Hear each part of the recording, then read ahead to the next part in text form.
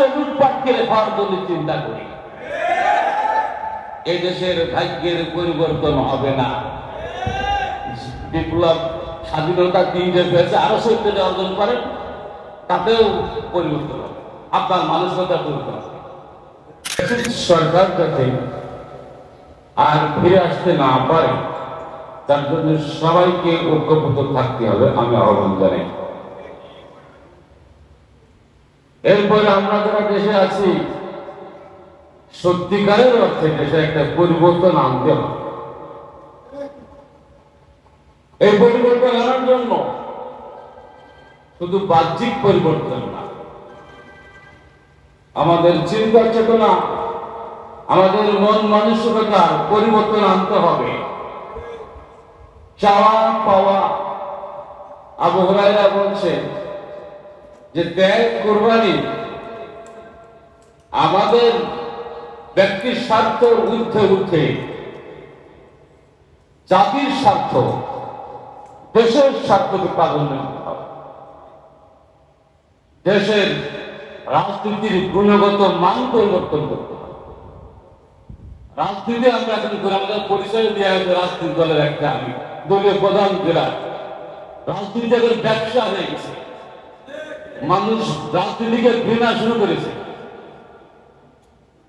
কিন্তু রাজনীতির বিষয়টা ছিল ব্যক্তির স্বার্থ বিলিয়ে দিয়ে দেশ এবং জাতির স্বার্থকে সমুন্নত রাখা।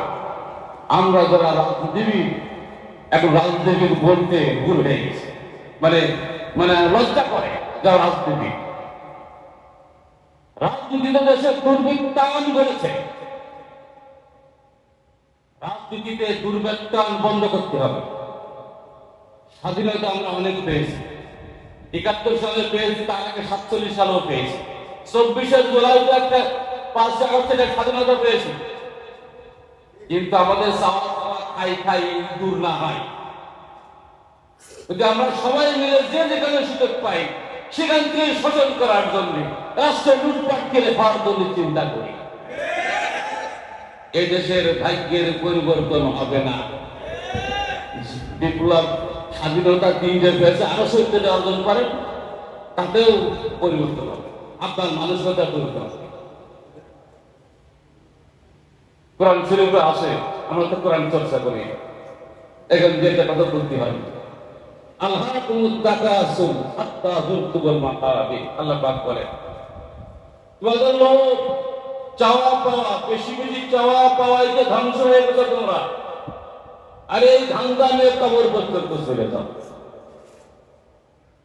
কবরে যাওয়া না পর্যন্ত তোমাদের পেট ভরবে না। কবরে যখন যাওয়া তখন তোমাদের পেট ভরবে। অতএব আমি বলতে চাই, চিন্তা চেতনা, মন মানসিকতার আমাদের পরিবর্তন